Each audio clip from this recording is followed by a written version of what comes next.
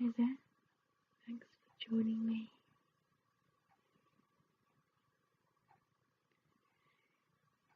If you're trying to get to sleep, you'll need some form of relaxation.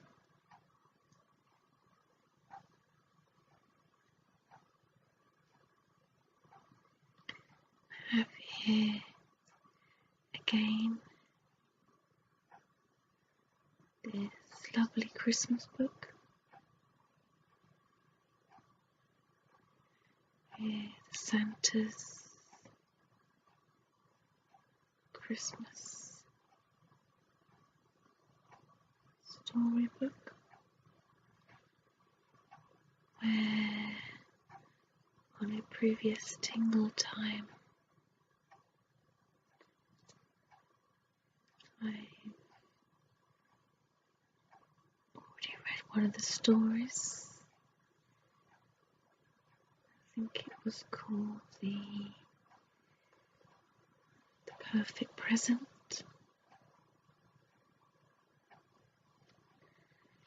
And I thought it'd be nice to have a little flick through again to see if there's another story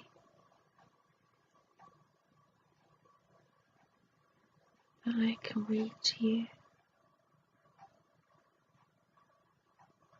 from this lovely book.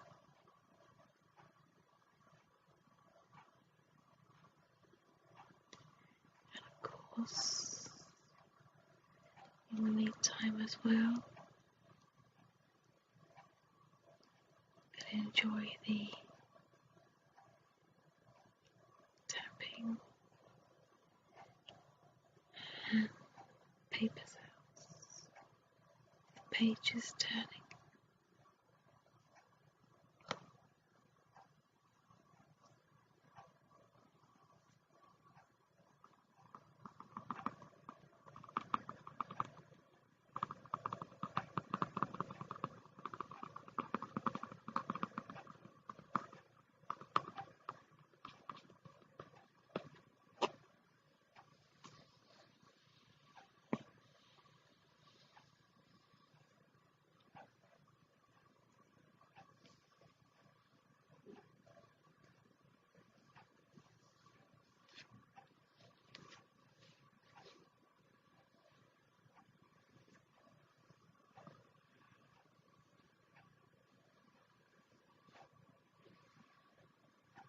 So make yourself comfortable.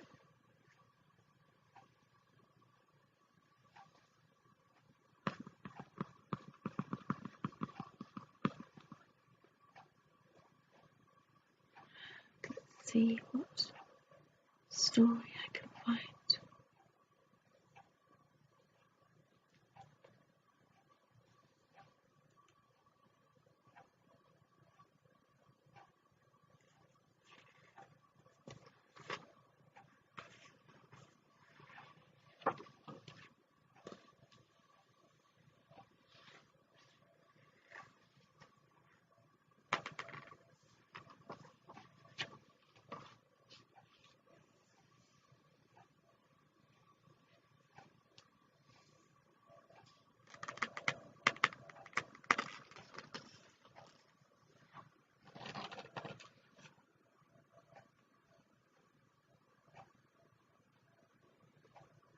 Here's a list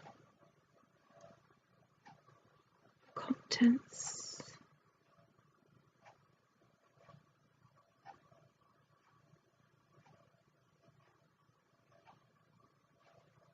Snowball, naughty Christmas kitten. That's the one that we had the other day, the perfect Christmas present.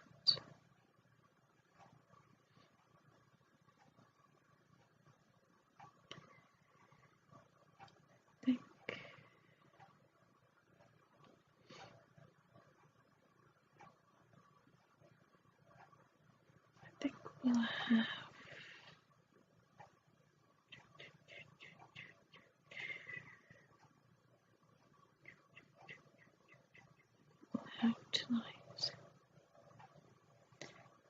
Toys Christmas.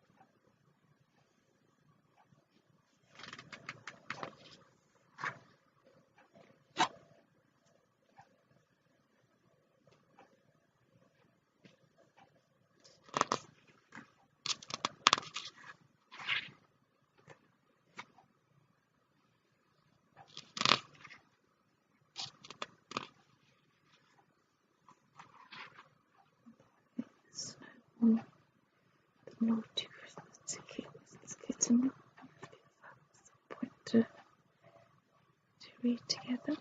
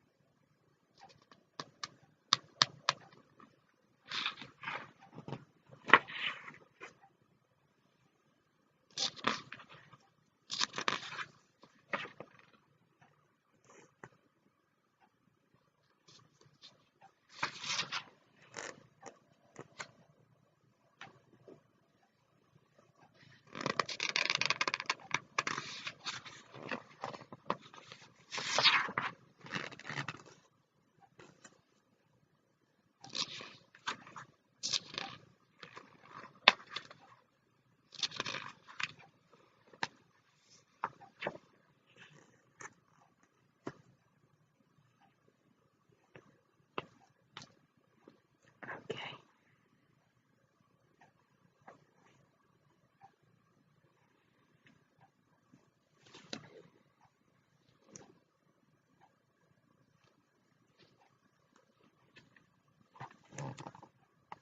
I'll just show you the picture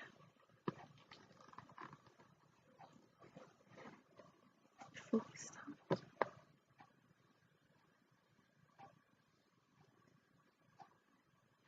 Two children.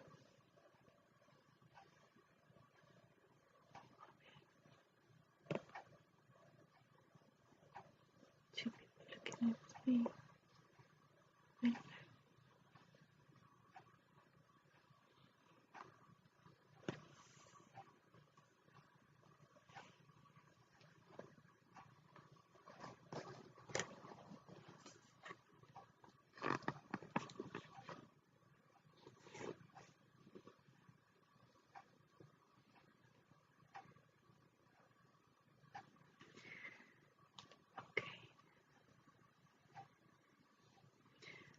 Toys Christmas.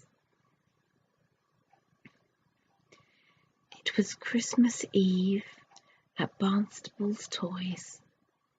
Shoppers young, old, and in between crowded the floor, oohing and ahhing at all the wonderful toys and games on display.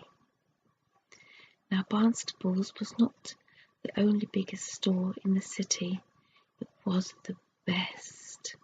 Toys of every imaginable description could be found at this store. Exotic flamenco dolls wearing mantlers of handmade lace, stuffed toy tigers as large as real ones with eyes that seemed fired with life, wooden schooners with 8 workable sails and a crew of toy sailors, and games and puzzles to challenge the most clever players. From her perch On a rack along the side wall, Henny the nurse doll, one of the more ordinary toys in the store, gazed at the shoppers. "Oh, please," Henny whispered to herself. "Please, please let one of them pick me." Henny wore a neat white uniform, and in her hand she carried a nurse's case. It had a red cross on the outside, and inside it had bandages, candy pills, and other useful items. She clutched her case tightly. "I'd give anything to have a real home of my own." Henny spoke loudly enough for the other toys on the shelf to hear her, yet softly enough so no person would ever know that she'd said a word. "We all would like a home," murmured her friend Jax the clown beside her. "If only we could get rid of that awful sign." Jax rolled his eyes at the sign over their heads. "Old merchandise," it said in ugly, big, red letters. "Reduced for a quick sale."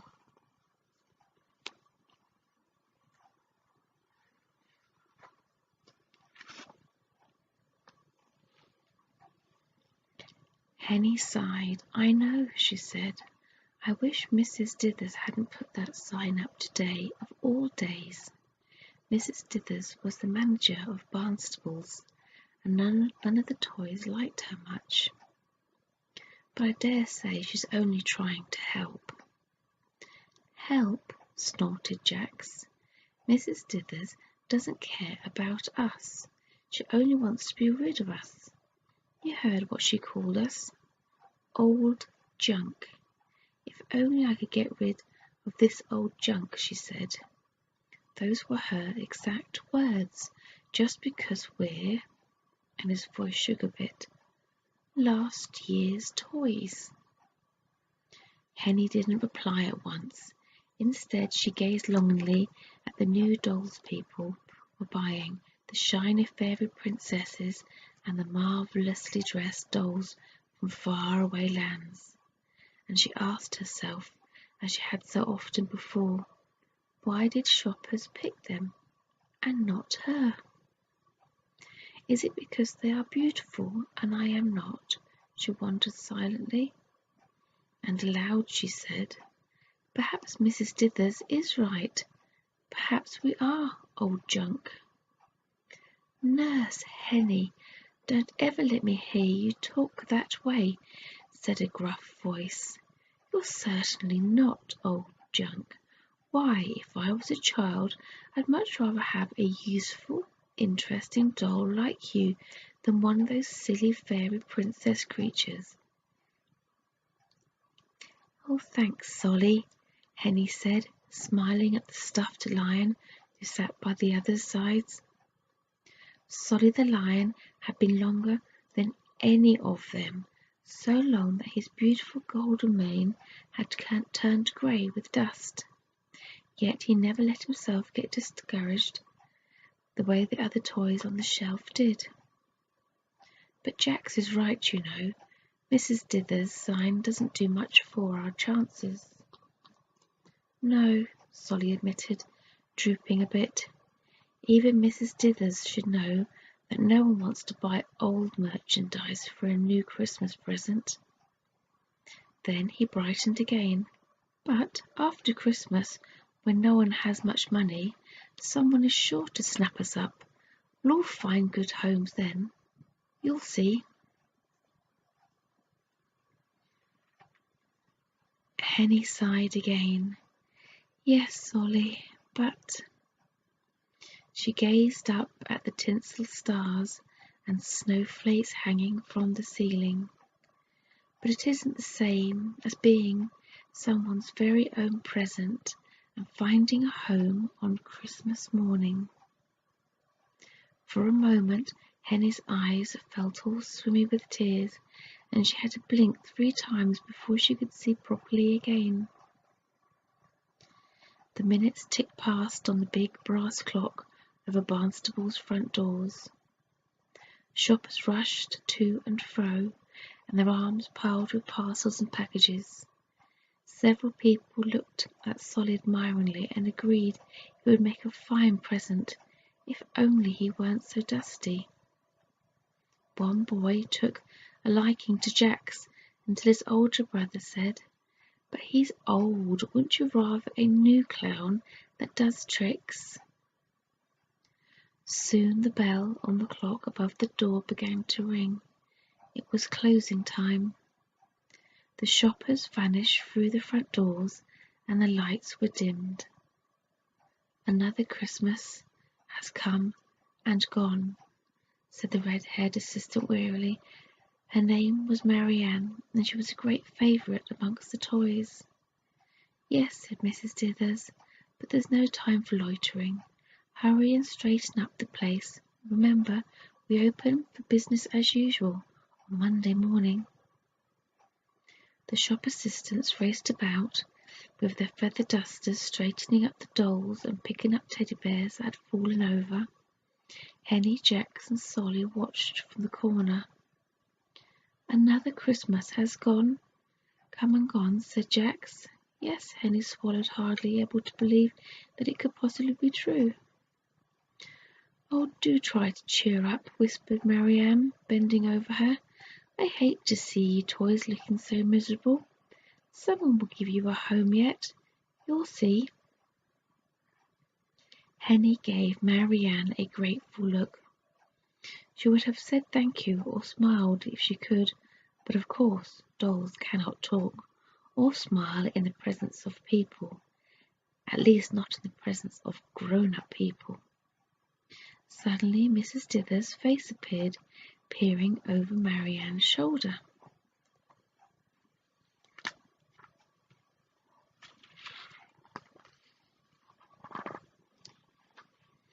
"What do you think you're doing?" The manager's eyes narrowed and her mouth pursed in a thin line. "Nothing, Mum," Marianne stammered. "Just dusting off these toys here." "It's a waste of time," Mrs. Dithers interrupted. "You should be seeing to the new toys, not these old things." Mrs. Dithers picked up Jack so roughly his cloth arms and legs flopped every which way. "Look at this sad excuse for a clown," she declared. "He's been in the shop a year at least. And this nurse doll," Mrs. Dithers jabbed a pony finger at Henny. "Why, her uniform isn't even white anymore. And as for this lion, his mane is more grey than gold. I don't know why old Mr. Barnstable has kept these toys in the shop so long. I've told him he can't expect me to sell out-of-date merchandise. Look at them, they're completely shipworn." Mrs. Dithers turned to Marianne. "Go at once and fetch a sack, and we'll toss them out into the rubbish." "But, Mum—" "What?" Mrs. Dithers snapped. Marianne's shoulders slumped. "Oh, nothing." Henny's chin began to wobble. She didn't dare look at Jax or Solly. Shop-worn? This was the very worst thing that could ever happen to a toy, and on Christmas Eve too. "They'll toss us out and we'll lie forever on a rubbish heap somewhere," Henny thought, "and we'll be made into rags. We'll never," she could hardly bear to think of it, "find real homes. I'll never belong to a child of my own." Henny closed her brown glass eyes tightly. Henny felt hands gently lift her up and place her in a big cloth bag, and when she opened her eyes again, it was utterly dark, and she was being carried rapidly. "Jax, Solly, where are you?" she called. Although Henny was badly frightened, she managed to sound calm, for she was not a nurse doll for nothing, you know. Don't worry, Jack said. His voice was reassuringly close. We're both right here with you, said Solly. Henny closed her eyes again. I'm glad, she whispered. Silent night, holy night, all is calm, all is bright, Solly sang softly beside her. Henny had never heard the song before, but thought it sounded very beautiful. What is that song, Solly? She asked. It's called Silent Night, the lion replied. It's a Christmas song. You see, I heard a clock strike 12 just now, which means it is already Christmas. Oh, Henny said. The bag stopped moving. Henny felt a bump as they were set down on a hard surface. She thought they must be in the alley, waiting with the other bags of trash to be picked up by the garbage truck. She tried to think of something cheerful to say to the other toys, but she was too afraid. She heard a bell ring, and then footsteps getting closer and a door opening. Marianne, a woman cried, there you are. I almost thought you weren't coming. They weren't in the alley after all. Marianne must have rescued them. Sorry, Henny heard Marianne say. I couldn't get away earlier, but wait until you see what I've brought. The top of the bag opened. Henny looked up and saw the face of a strange woman smiling down at her. She was an older woman with raisin dark eyes and round cheeks. Oh my, the strange woman clapped her hands. However did you get hold of such wonderful toys? Marianne laughed. You'll never guess. Mrs. Dithers told me to throw them out. I couldn't believe my luck. Well, said the other woman, we'd better hurry and get them under the tree. Henny was lifted up into the bright light.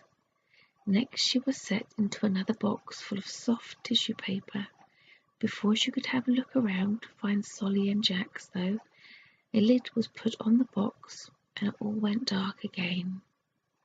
Then Henny heard a great flurry of paper rustling and Marianne's muffled voice.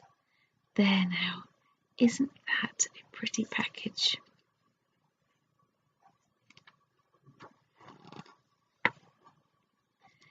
The next thing Henny knew, she was flying through the air again. Soon she was set down with a thud. After that, everything was very quiet. Henny was quite alone now, but she wasn't frightened. She hummed the song Solly had sung to her. Silent night, holy night.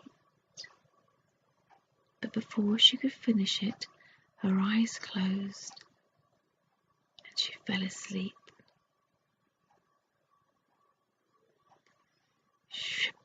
Rip! Henny woke with a start. The lid of the box flew off. Bright light was streaming in, and a face was bending over her. It was the face of a little girl with wide mouth and shining brown eyes and hair that needed a good brushing. A girl just the right age for a doll like Henny. Oh, little girl breathed. Look, a nurse doll, just what I've always wanted. She picked Henny up and hugged her close. I know you, she whispered. You're Henny, and I am Frances, and we shall be friends for always. Then Frances held Henny up high. Now you must look around your new home. Safe in the child's arms, Nurse Henny gazed around. She was in a large room. In the middle stood a tall tree covered with brightly coloured baubles. Boys and girls were gathered around it, and Henny spotted Jax being swung through the air by a girl the same age as Francis, and Solly being hugged tightly by a boy a year or so younger. Each of the children in the room had a special toy of his or her own. Henny looked above the door of the big room and saw a string of gold paper letters that spelled Merry Christmas to the children of Green Gables Orphanage. Later, Henny learned that to many people, the orphanage was a sad place. An orphanage is a sad word, yet to her it was always one of the happiest words she knew, along with Christmas, for it was there on Christmas morning that she became a child's own toy and at last had found her true home.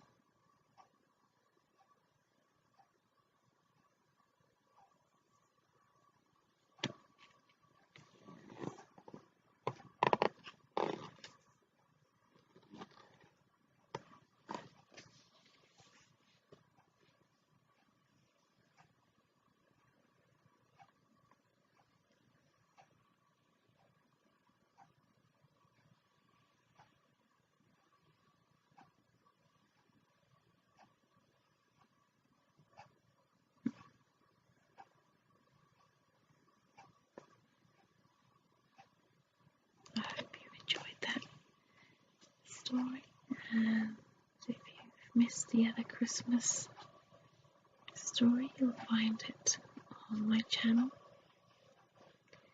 along with other relaxing ASMR videos to help get to sleep.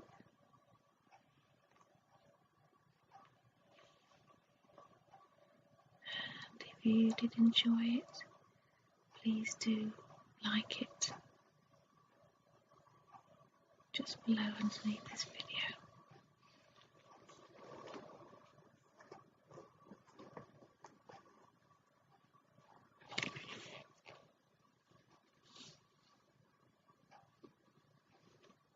So thank you very much for joining me again for another Tingle Time.